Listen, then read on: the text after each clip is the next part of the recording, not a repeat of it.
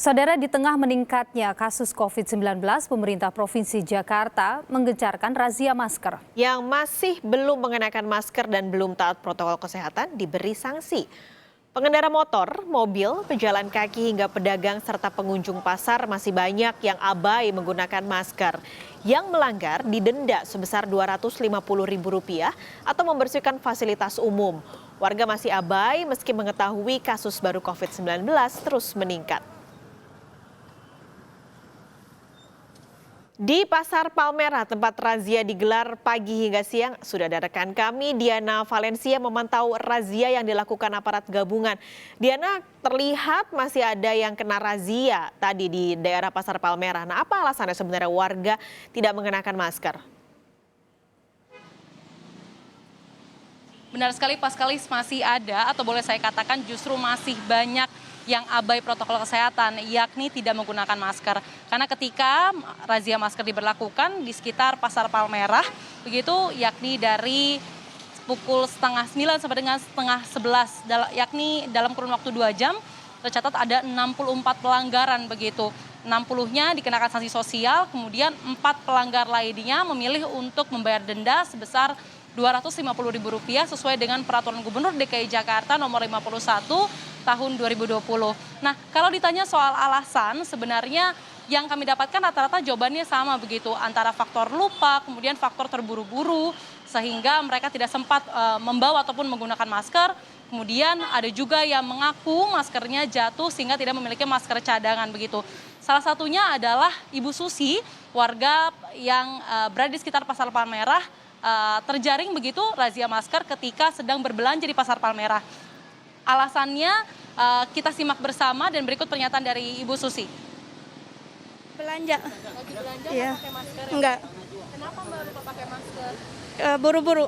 Buru nggak pakai Iya, masker. iya. Jadi tadi sanksinya apa Mbak? Bersih-bersih. Bersih-bersih. Iya. Mbak, ya. Berapa lama Mbak bersih-bersihnya Mbak? 1 jam. 1 jam. Iya. Nantinya ke depannya jadi mereka kapok lagi atau gimana? Kapok. Alasan dari Ibu Susi sebenarnya memang cukup mewakili beberapa pelanggar PSBB yang terjaring razia masker di wilayah Pasar Palmerah. Memang membiasakan atau membumikan kebiasaan menggunakan masker ini masih jadi salah satu tantangan. Karena meskipun razia masker ini sudah dilakukan dari tanggal 21, yakni adalah hari keempat, kalau di wilayah Jakarta Pusat saja begitu, data yang kami peroleh dari Kasatpol PP wilayah Jakarta Pusat menyebutkan dari hari ke hari justru pelanggarannya meningkat. Kita lihat di tanggal 22 Juli itu ada 416 pelanggaran, kemudian tanggal 23 Juli ada 558 pelanggaran. Ini artinya ada tambahan sekitar 142 pelanggaran begitu. Memang masih menjadi hambatan, faktor membiasakan masih jadi salah satu tantangan untuk bisa menerapkan protokol kesehatan khususnya menggunakan masker di ketika masyarakat beraktivitas luar ruangan. Paskalis.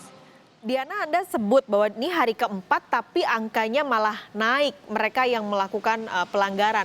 Jadi pertanyaannya, apakah razia seperti ini efektif untuk menyadarkan warga bahwa menggunakan masker itu penting gitu, apalagi protokol kesehatan harus dilakukan di tengah pandemi seperti ini?